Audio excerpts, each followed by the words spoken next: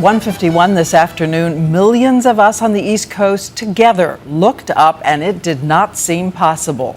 The room was moving, but an earthquake here, and one of the strongest ever in this part of the country, a 5.8 magnitude lasting 30 seconds. Take a look. The camera is fixed on the White House. See it shaking. And the National Cathedral in Washington loses the tip of a spire. And as we said, people were racing into the streets, including that bride here in New York. The epicenter of the quake was near Mineral, Virginia, but the quake roiled the ground from Massachusetts to South Carolina and all the way west to Chicago and Milwaukee. We're going to tell you the latest on the nuclear plants along this coast, but let's begin with ABC's David Muir, weekend anchor, who was pulling into Union Station in Washington when that quake hit. What a surprise, David.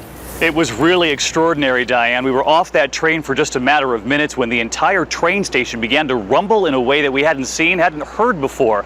What we didn't realize, millions of Americans feeling the same thing at that precise moment. And then within minutes here in Washington, the Capitol, the Pentagon, that train station, all evacuated, fearing something worse.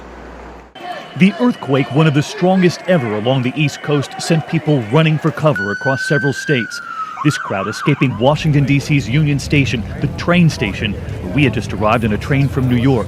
Inside, as the station began to shake wildly, officers yelling to all of us and the passengers there to run from the building. The ground started shaking, people started screaming, running around. All of a sudden, everything just shook. A couple of things fell off the table, and then everybody scrambled to the exits. Fixtures falling. That's when I knew that it was an earthquake. You can see this is a common scene, people on their phone, everyone calling loved ones to let them know that they're okay. And for a time here, all of the cell service had stopped. Clearly the phones were jammed.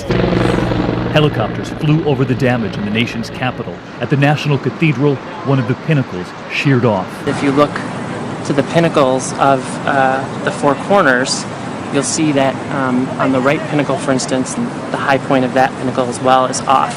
And we're worried about the strength of the tower itself. One woman tweeted, "I'm holding pieces of the National Cathedral in my hand. This is very sad." And this is the photo she sent out. In neighboring Virginia, demolished cars in a parking lot where bricks and beams came crashing down. In Baltimore, Maryland, the walls crumbling on this warehouse. And in New York City, the DA holding a press conference when that earthquake hit, and you could see it in his eyes. Workers with the DA's office and the press in that room moving swiftly to get out. With the 10th anniversary of 9/11 approaching, this rumble was not welcome in Manhattan, where there was chaos in the streets. It's scary when you're all the way up there, on the 14th floor. It's not easy. You have all these thoughts running through your mind. It's scary. Nor was it welcome here in Washington. The sounds and the scare that followed brought great concern that this was something else. Well, back at that train station, waitress Grace Shonemy, who watched all of the glass and plates shatter at the restaurant, stood outside with us as her phone rang. I'm fine.